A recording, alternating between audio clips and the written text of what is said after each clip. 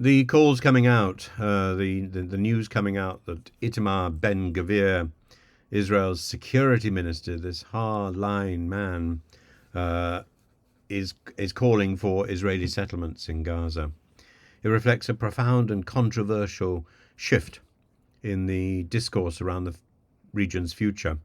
And Ben Gvir's remarks, they're not new, by the way, advocating for a voluntary transfer of Gazans made in the middle of a celebratory atmosphere close to the conflict zone, underline the far right's determination to claim Gaza as part of Israel's biblical homeland.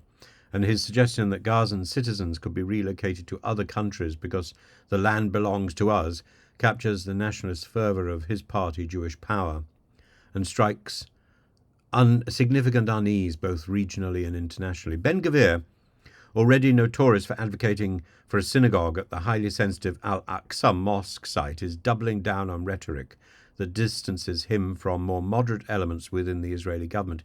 Even Prime Minister Netanyahu, a figure not typically associated with restraint on territorial ambitions, has pushed back against the idea of resettling Gaza, dismissing it as not realistic after Israel's withdrawal from the area in 2005. The rally in support of resettlement, attended by Likud members and settler leaders like Daniela Weiss, brought a certain party-like atmosphere to the grim reality of war-torn Gaza. Weiss, a stalwart of the settler movement, framed the October 7th Hamas attacks as the final moral justification for the displacement of Palestinians from Gaza, further escalating tension. She and others now call the entire strip from north to south to be settled by Israelis. The humanitarian and ethical dimensions of this discourse are staggering. For those like Weiss who argue that Palestinians have now forfeited their right to remain, the rationale is deeply ideological, but such statements risk deepening international condemnation and calls for sanctions. British opposition leader Rishi Sunak, I hope, would be ready to defend the rights of the Palestinians, and to join other voices in condemning Ben Gvir, and to make it clear that this is not acceptable. Indeed, whoever takes over the Conservative Party must join in condemning Ben Gvir.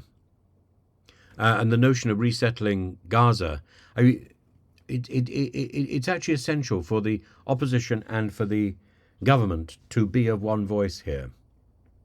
And if there's any doubt in that, then we aren't doing our job.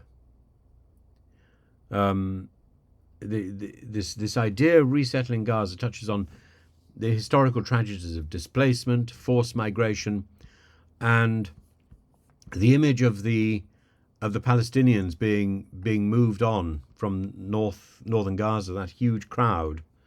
It simply brought to me images of the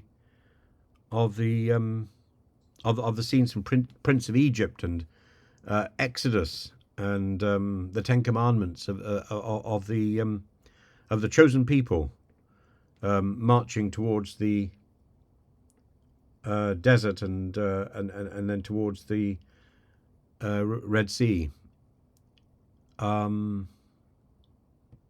It's the parallels are worrying. I don't understand how this can be inflicted on the Palestinians. The ironies are extraordinary. While the Israeli right wing presents the idea as a voluntary process, the implications, especially in the context of ongoing military actions, suggest a far more coercive scenario. And the reduction in humanitarian aid to northern Gaza, the facilitation of evacuations by the Israeli Defense Forces, reinforce the perception that pressure is mounting on Gazans to leave. And this further compounds the already catastrophic humanitarian crisis in the enclave. But where do they go? They are trapped at the moment. While the settlement movement in Israel has historically been a powerful force, particularly in the West Bank, the push to settle Gaza raises questions that are both practical and